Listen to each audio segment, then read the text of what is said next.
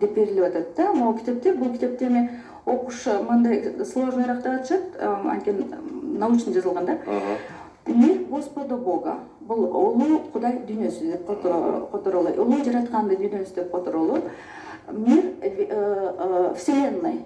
Бул аалам дүйнөсү деп которолу. Анан ушунун аяк жагында ана кийинчерээк келди да, бул так мир великого Манаса. Манас дүйнөсү. Манас дүйнөсү, улуу Манас дүйнөсү деп. Эми Манас темасына келгенде биз ошол эпос менен чектелип калып аткандыгыбыз кыргыздардын өзүнүн эле, башкалар Манасты андай деле үйрөнүп аткан жери жок.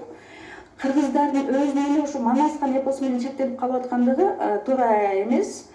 Мына мен 25 жыл болду менин бул жазууларды жазып келатканыма.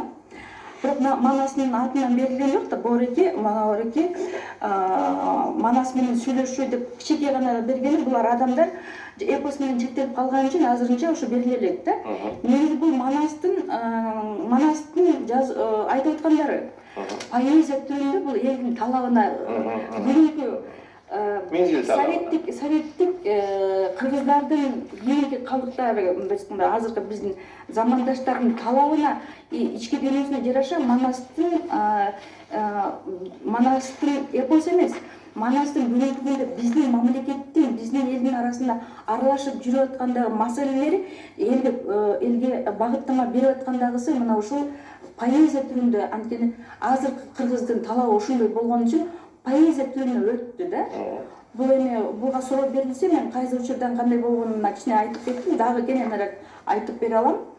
Анан ушул Манас дүйнөсү деп мына жака, то есть Манастын дүйнөсү деп жанагы мир великого Манаса деп берилип атканы, бул ошо ааламда ошондой дүйнө бар экен да. Демек биз эпос менен гана чектелип калбашыбыз керек. Анткени Манас бүгүнкү күндө иштеп атат да. Мен муну көп жолу көрдүм, практика жүзүндө бул революциялар болуп атканда, могу ар бир бизди кыргызды оңош үчүн Манастын өзүнүн руху бул жерде иштеп аткандыгын, Манас өзү биздин мамлекетти башкарууга аракет жасагандан бери көрүп келатам да. Анан ошол саясий багытта, мамлекетти башкаруу багытында, эми өткөн жогору жакта Кудайдын сөзүндө саясий деген сөз колдонулбайт экен. Мамлекетти башкаруу, мен ошо көп мына жерде көп закондор жазылды. Бирок бул Манас берген закондор эмес, бул улуу Кудайдын өзүнүн берип аткан закондору.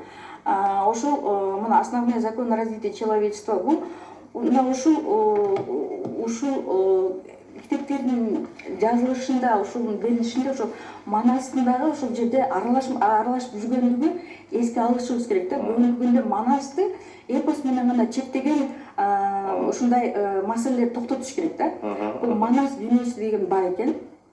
Манас бүгүнкү күндө ошо кыргыздарды туура багытка жетелеш үчүн аракет кылып аткан, ар бир бизде болуп аткан могу күрөштөрдө, кыргыз мамлекетинин бүгүнкү багытында күрөштөрдө Манас арасында жүрүп ушу туура жолго багыттоого аракет жасаган. Анан Манас өзү Кыргызстанды башкарууга аракет жасагандыгын мен жазып келатам бул жерге. Бирок ошого дагы биздин азыркы кыргыз мамлекетинин башында тургандар же болбосо ушул багытта иштеп аткан мамлекетти оңдоп түзөөгө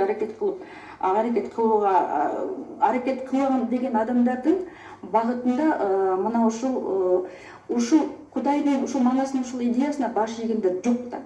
Ошон үчүн биздин мамлекет оңолбой турат. Анткени Манас мамлекетти өзү башкарам деген негизде жүрөт бүгүнкү күндө.